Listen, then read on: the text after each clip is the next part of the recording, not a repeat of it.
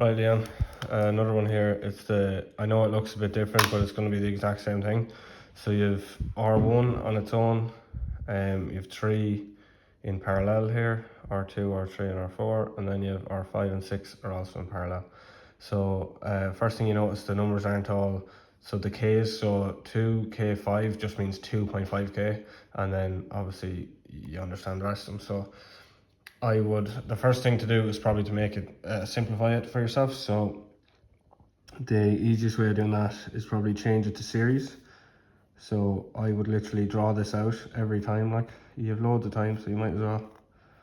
And this will still be R1, and I'm gonna call this RP2, and I'm gonna call this one RP3, just because 1, 2, 3, you know, I'd rather have it like that than go R1, RP1, RP2, if you know what I mean. Anyway, it doesn't really matter.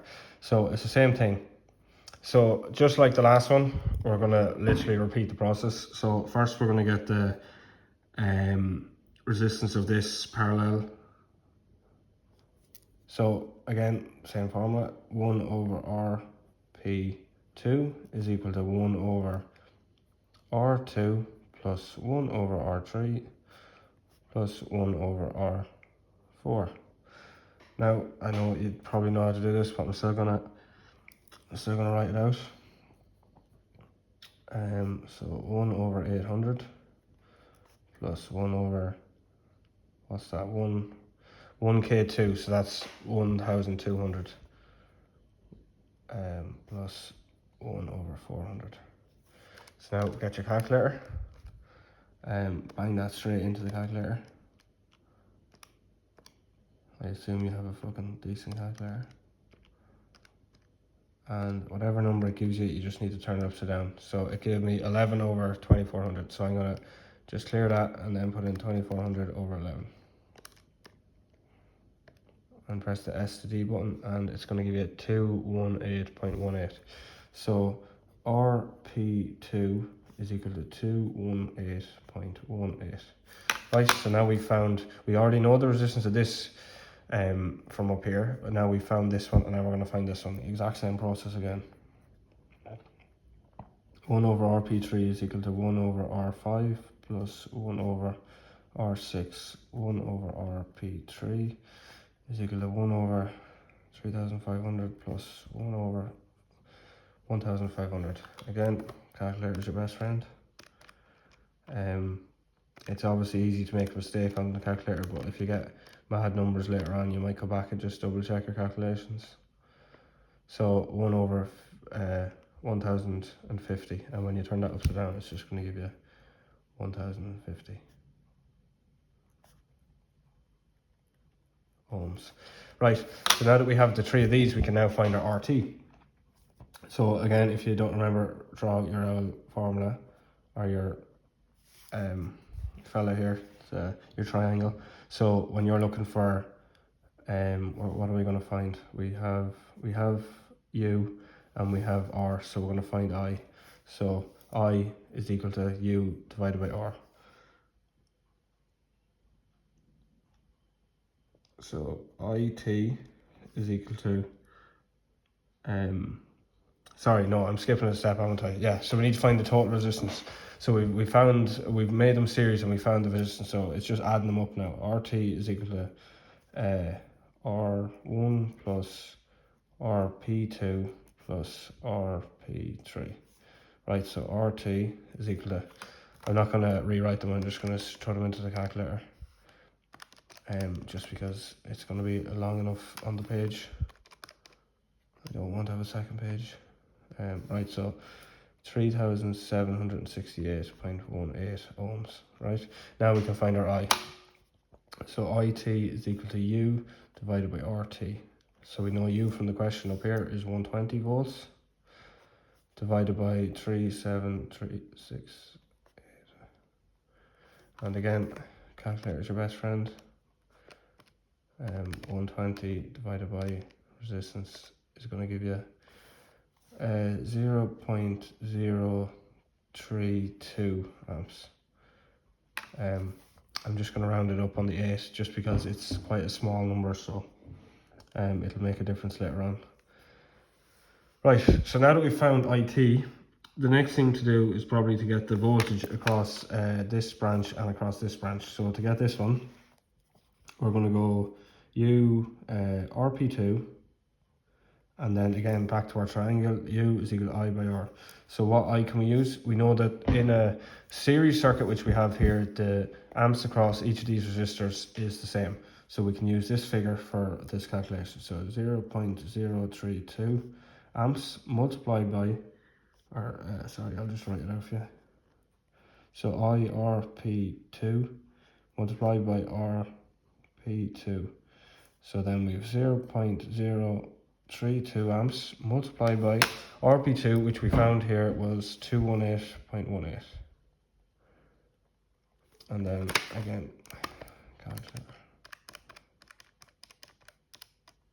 we've got 6.98 volts. Right, and then we want to do the exact same for the other branch. So URP3 is equal to 0.032 multiplied by the resistance that we found in this branch, which was 1050.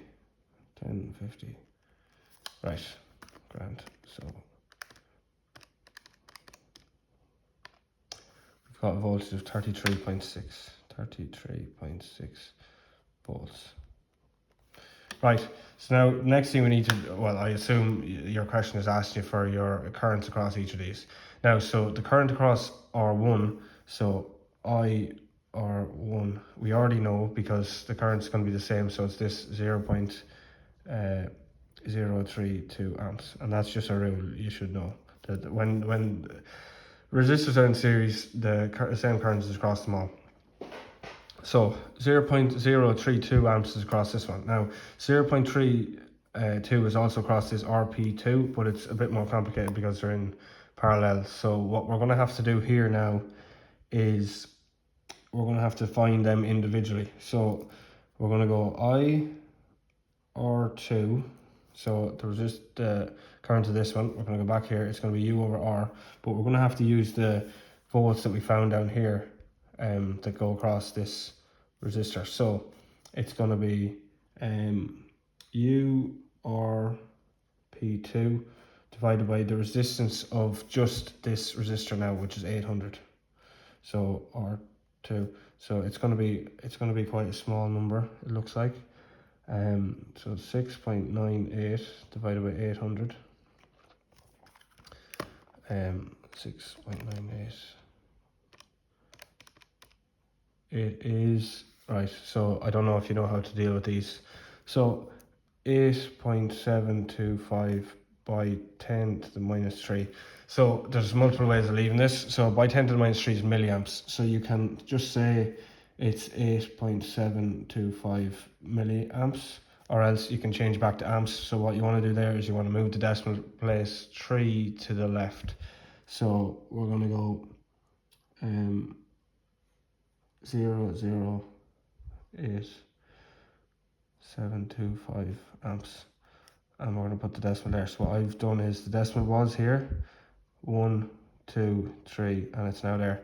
Now I don't know what way, like it's going to ask you in the question. You'll probably have multiple choice because it's phase 2, so it might give you this answer here, or it might give you this answer, and you'll be able to work it out, like. Right, so that's that one. Then if you're not sure on that as well, ask and I'll try and explain it a bit better. So then we're going to move on to R3. So again, it's going to be the exact same. Like when you get good at these, you won't even bother writing out all this stuff. Well, I mean, I probably wouldn't.